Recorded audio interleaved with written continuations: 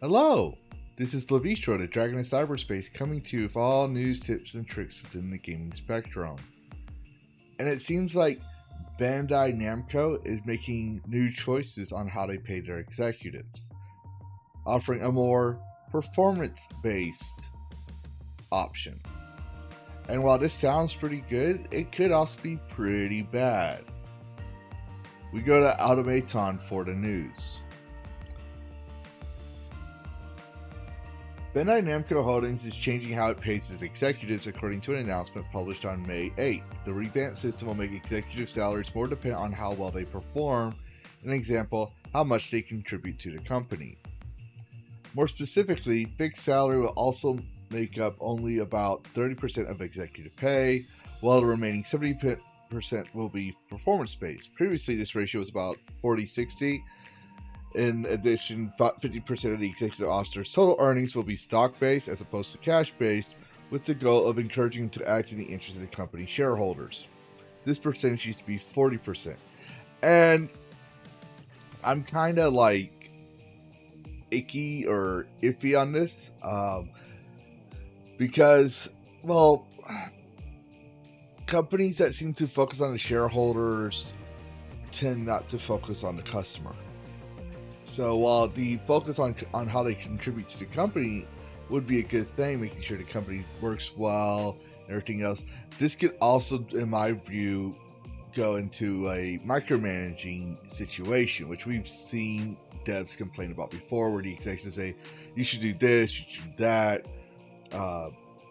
grind time issues, all that kind of stuff.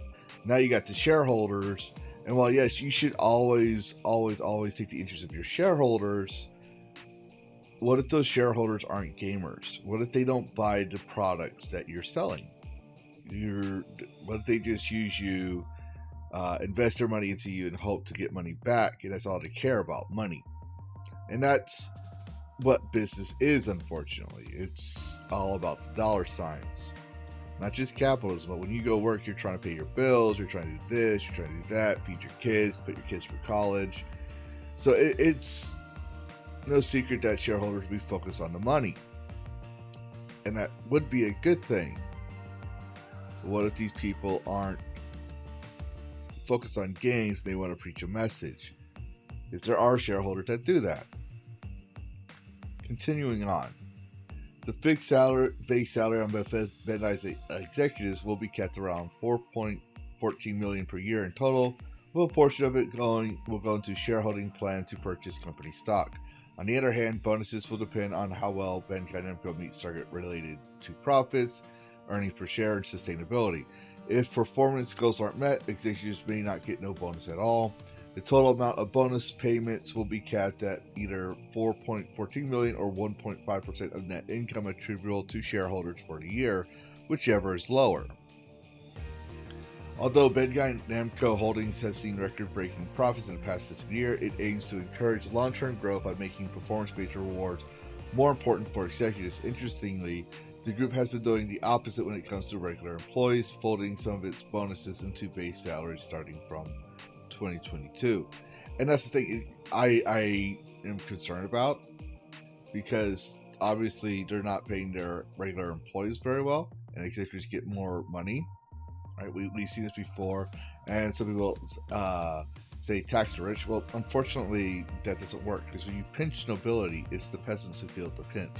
So in this case, they're pinching the nobility, the executives here, and it's the peasants, or rather, the regular game developing employees that are going to feel the pinch.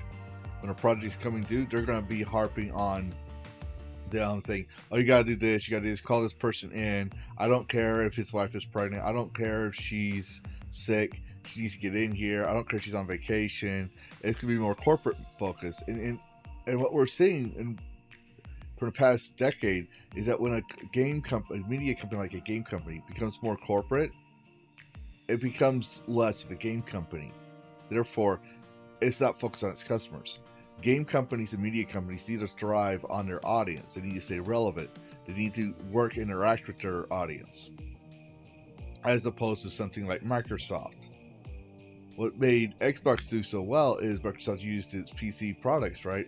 But developed a fan base, a customer loyalty. That's what people need to understand. Is that PlayStation, Nintendo, Xbox, Steam, regardless of what platform you have, what games you have, these people are fans of the game. They love the game. They continue supporting the game, much like an investor. They invest their time and money into these products.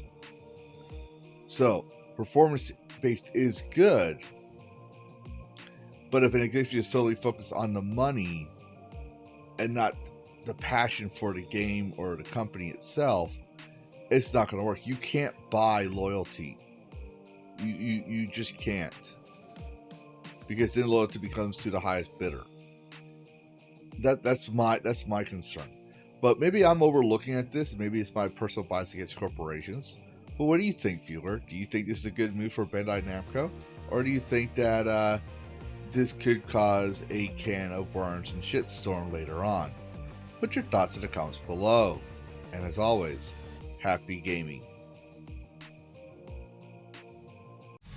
Worlds clash in endless collision. Gaming news with a fierce precision. With a spark so wild it breaks the norm. In the tempest eye